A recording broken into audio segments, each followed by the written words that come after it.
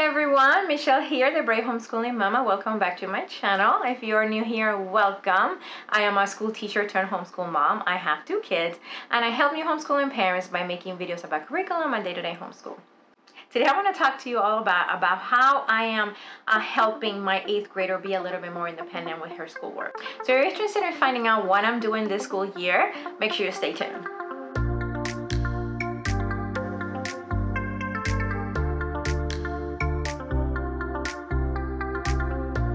So for all that you don't know, like I said, I have an 8th grader, and this year we're working on trying to be a little bit more independent with her schoolwork. For the past, years of middle school, I have been still kind of helping her a lot, and we have been working a lot together, which is good. I think you need to partner with your children, and I don't think I want to stop that right now. But I also want to help her just start working a little bit more independent. So today I want to share with you what I'm doing with her to help her transition from mom being there the whole time holding her hand to just making sure she's doing some more independent work, but I'm still holding her hand in some areas. But I just want to make sure that when she gets to high school and she works through high school, that she can be more independent. A couple of months ago, I shared with you all how I'm using work boxes with both of my kids, or I try to use one of my kids. Right now I'm using it with my daughter, and so that's the way that I'm helping her be more independent. In that video, I share exactly what I have in there. Things haven't changed, so I will put a link on top so you can see what I have in there, how I'm using the work boxes. But everything that is in those work boxes are things that are her independent level. There's nothing in there that's either her instructional level or her frustration level. So make sure that she can work on it all independent.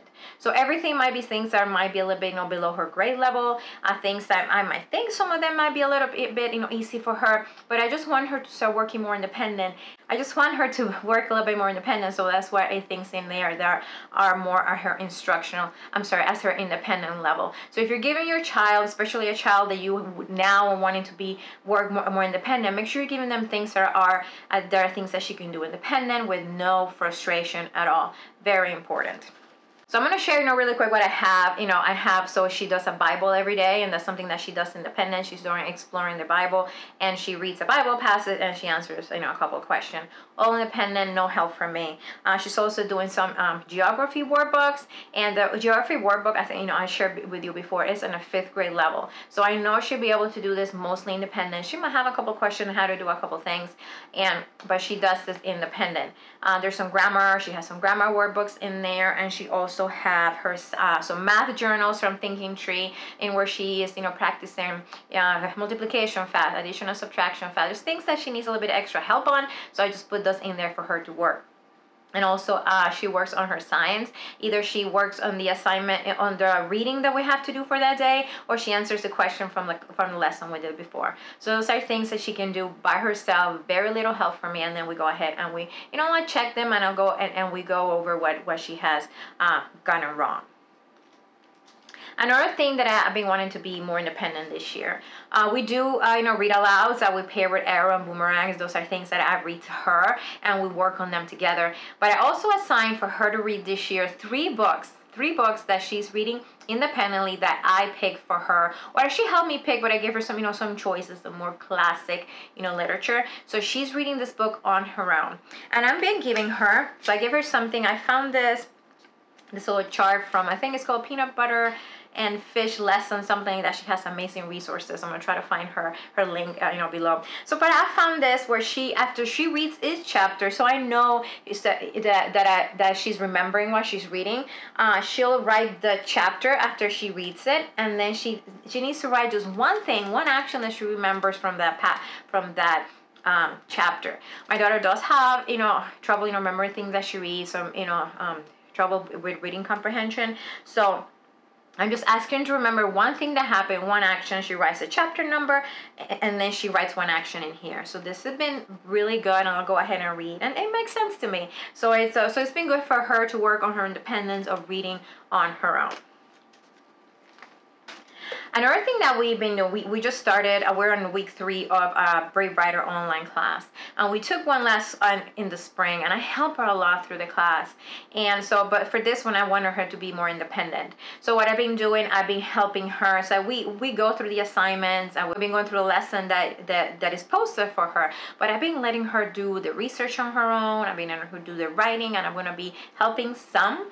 But I want her to be able to do this, this project on her own. I'm still going to be her partner. I'm still going to help her and just, give her ideas and what she has to do, the editing and things. But I want her to own this project, especially if she's doing something that she really cares about, writing about something, she cares about. So I'm letting go a little bit, which has been hard for me because, of course, she's gonna make more mistakes and she might fail in some areas, but that's okay. You want your child to fail a little bit, and because they need to start learning how to work, on their own. I'm still gonna be there for her while she goes through this project, through this assignment, for this class, but I'm letting her do a lot on her own and having me, the teacher be the helper for her instead of me, helping her through the whole assignment. So that's been really good. So another thing I have for her, I made her a chart for her to keep up with her independent work. At the beginning of the school, I had one for her where I had kind of, the independent work, and I also had the things that I do with her that we do, together. So it was a little bit confusing, and I changed it around. She told me, Mom, thank you, because it was confusing, and it was. So I'm going to show you here. She only did one thing last week because we've been working on our class, so we kind of been stepping back on some of the work, but I'm sure I'll show you the checklist really quick. So this is Mia's weekly checklist, and I put here, so I have the days of the week, and I have all her boxes that she has to do. So she has books 1 for Bible, books 2 geography, 3 math, 4 grammar, 5 science, and then she has her box here, 1 for math, 1 for assigned book pages, and for her writing project. So after she does her work, she goes here and she writes the page that she worked on that workbook or in that assignment, and she checks it off. And then for math, she's working on 2 math programs right now, Smart Tick and Elephant Learning. So I have those in there, and she checks them off after she's done with them. I'll write the chapter or chapters that she needs to read, or in whatever she's working on for her writing project or her writing class. So sometimes we'll be working, we'll be doing a project on our own, or we'll be taking a class. So this is just helping her stay accountable. I have to remind her to look in here before she starts to see if there's anything that I added, but this helps her stay accountable for her work, and she's able to work more independent, having all these things that she has to do. I don't have her do everything independent.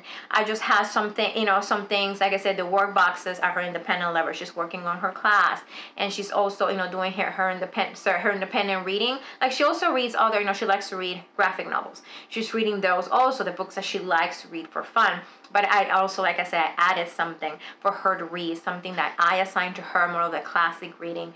And she's doing this, and she's working on just kind of this reader response chart where she writes one action from the story. Okay. So this is how I'm helping my child be a little bit more independent. Like I said, she's in 8th grade. So I want to help her transition to 9th grade next year. And I'm just helping her be more independent. I'm slowly kind of letting go a little bit. Still helping a lot because we do a lot of things together. But also, like I said, I just want to slowly back up, not completely, because I think, it's good to be your child's partner in their education. But you can give them a little bit of independence to do, a lot of things on their own. And this has been working great, this school year. I felt for the last couple of years, since we started homeschooling, of course, we started when she was in 4th grade. I've been holding her hand a lot, and 6th grade, 7th grade, I held her hand a lot, and I said, okay, she's in 8th grade. I know she's a reluctant learner. She has some things that, that she struggles with, but I'm able to let go a little bit and slowly make her, just help her be more independent as she starts 9th grade next year, and she continues through her high school career. So I hope this video was helpful. If you have any questions or any other suggestions of the things that you do with your children to help them be more independent, I would love to hear from you. Make sure if you enjoyed the video, give it a thumbs up. If you don't follow me on Facebook and Instagram, make sure you do so for more inspiration and motivation. I will see you all soon. Bye.